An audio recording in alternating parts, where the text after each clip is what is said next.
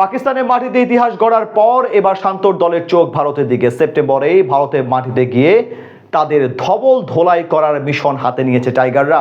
লাল বলে যে টাইগাররা ছিল নাদান বাচ্চা, পাকিস্তান সিরিজের পর সেই টাইগারদের বিপক্ষে খেলতে গিয়ে এখন বাড়তি সতর্ক হতে হবে ভারতের। এক চুল এদিক ওদিক হলেই বাঘের থাবা থেকে নিস্তার পাবে না রোহিত কোহলিরা। ভারত সিরিজে টাইগারদের পরিকল্পনা নিয়ে বাকি আলোচনা হবে এই প্রতিবেদনে।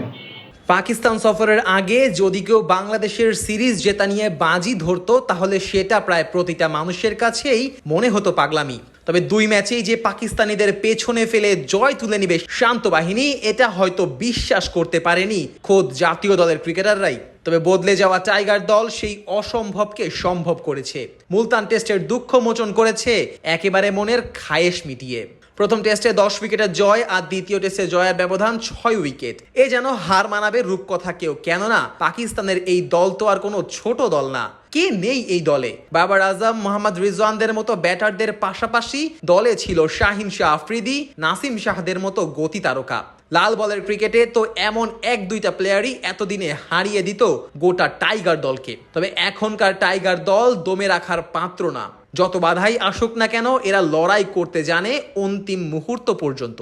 কি ব্যাটিং, কি বোলিং আর কি বা ফিল্ডিং, পাকিস্তানিরা টাইগারদের সাথে পাত্তা পায়নি কোনো সেক্টরেই। লিটন দাস, মুশফিকুর রহিম, সাদমান ইসলাম, মেহেদী হাসান মিরাজ সবাই যেন পাকিস্তানি পেস অ্যাটাকের সামনে ঢাল হয়ে দাঁড়িয়েছিলেন। তাদেরই মাটিতে তাদেরকে কাঁদিয়ে ছেড়েছেন। আর বোলিংয়ে তো রূপকথার জন্ম দিয়েছে নাহিদ রানা, শরীফুল ইসলাম, হাসান মাহমুদরা। গ্রেট বাবর আজমও যেখানে রান করাটা ভুলে গিয়েছিল টাইগারদের গতির কাছে। গোটা দলের সামগ্রিক প্রচেষ্টার ফসল এই ঐতিহাসিক সিরিজ জয়। তবে এখানেই জয়ের ধারা শেষ না টাইগারদের জন্য, বরং পাকিস্তানের বিপক্ষে এই সিরিজ জয় দিয়েই নিজেদের টেস্ট ক্রিকেটের নতুন যাত্রা শুরু করতে চায় শান্ত বাহিনী, যার পরবর্তী গন্তব্য ভারত। সেপ্টেম্বর মাসের 19 তারিখ থেকে ভারতের মাটিতে টেস্ট সিরিজ শুরু হবে টাইগারদের। আর এই টেস্ট সিরিজেও পাকিস্তানিদের মতো ভারতকে ধবল ধোলাই করতে প্রস্তুত হচ্ছে টাইগাররা। দলের বর্তমান পরিস্থিতি বিবেচনায় ভারতের বিপক্ষেও টেস্টে অতিমানবীয় কিছু করে ফেললে অবাক হবার কিছুই থাকবে না। শক্তিমত্তার বিচারে খুব একটা যে পিছিয়ে রাখা যাবে না শান্তর দলকে। উল্টো দলের সবাই মিলে পারফর্ম করার দক্ষতা তাদেরকে কিছু ক্ষেত্রে ভারতের থেকেও এগিয়ে রেখেছে।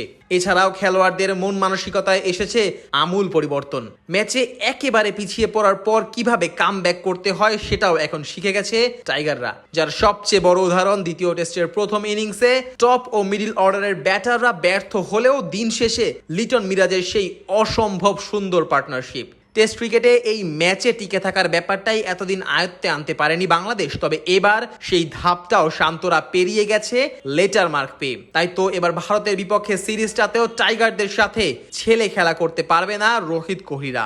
উল্টো তাদের মাঠে গিয়েই তাদেরকে হারিয়ে আসার ক্ষমতা রাখে লাল সবুজেরা।